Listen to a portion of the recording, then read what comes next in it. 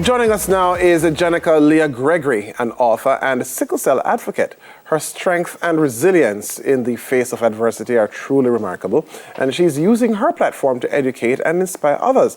Now, Jenica's journey is a beacon of hope, and her advocacy work is making a real difference in raising awareness about sickle cell. So good morning, Jenica, and welcome to Smile. Good morning. How are you? I am very well, thank you. Yeah, How are you? Yeah, I'm great. I'm very good. I was getting a little bit of background information, which I just shared some of that just now, about who you are and how strong you are and how amazing you are. Because as you how do you manage, for example, to deliver on a full-time modeling career and battle, well, not so much battle, but manage your way through with sickle cell, and well, you find time to do so many other things. How does Jen do it? Well, I don't do it all. You know, the thing is that sickle cell has been, now I can say it's an uphill battle, but it's been many ups and downs along the way. Mm-hmm. So my modeling career, even though it started when I was quite young at 15, I had to kind of find ways to navigate that because of the impacts of my sickle cell. So sickle cell, I think a lot of people associate it with the painful episodes that can occur, right. But as well as that, it can also cause issues with your organs, your bones, you know, lots of various problems. So I unfortunately had a problem with my hips, and as a result of that, had to have several hip surgeries, including a hip replacement. So I navigated from being a model in fashion shows to organizing fashion shows and being on the outskirts. So, you know, sometimes you just have to use your strength and find another way to navigate through whatever you're going to be doing in life. When did you know that you were a sickler? So it's a genetic disorder. So I was born with it, and my parents found out when I was born. Okay.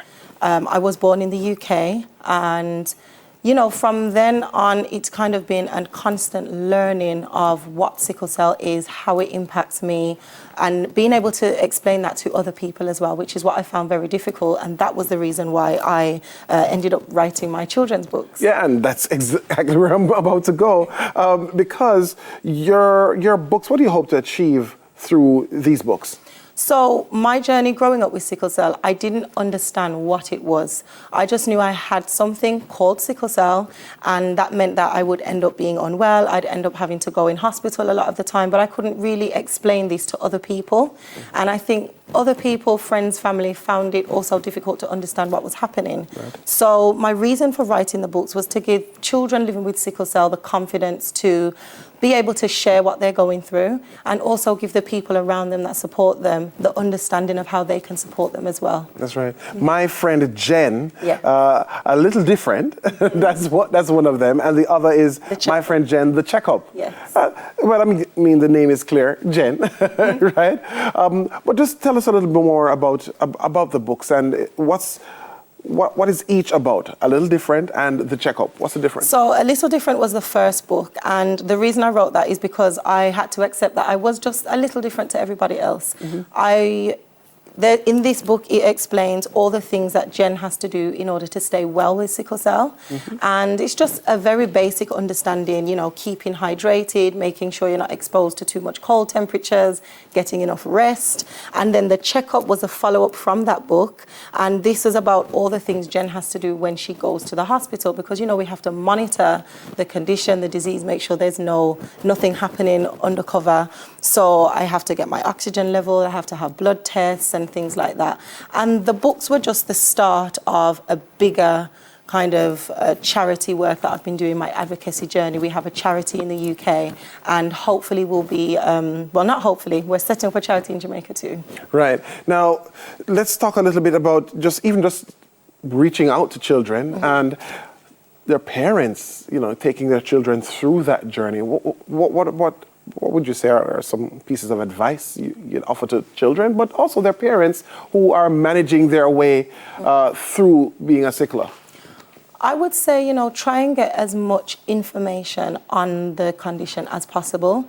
And it is important to monitor some of the basic things. So I've mentioned some, which is like keeping warm, keeping hydrated. It's important for persons to know what they're dealing with and what their baseline levels are, so then they can identify if they're having any issues or if anything's changing, then they know where to go. I know that in Jamaica you have the sickle cell unit, but I'm not sure, there's a lot more that may be needed across the island. So for parents, it's just about finding out as much as you can and knowing the signs and what to check for. Right. You made mention of a charity in the UK and also in the future that you'll be doing the same in Jamaica. What does the charity do? Who does it target? How does it operate?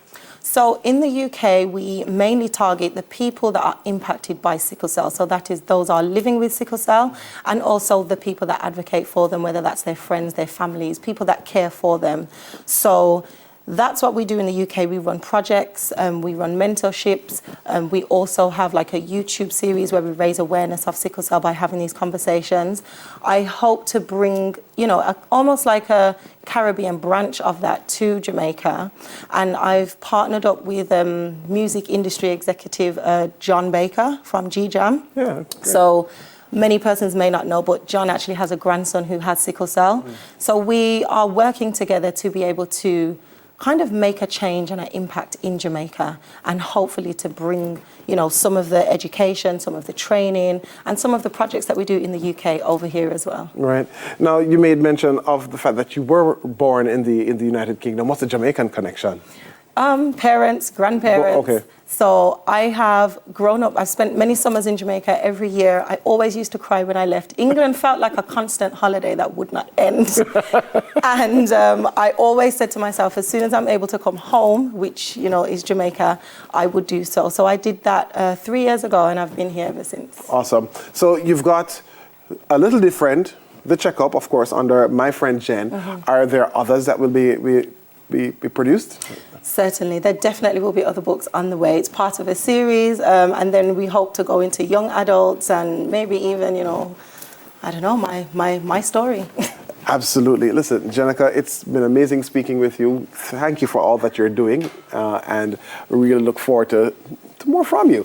So that was Jenica Leah Gregory, an author and a sickle cell advocate. But guess what?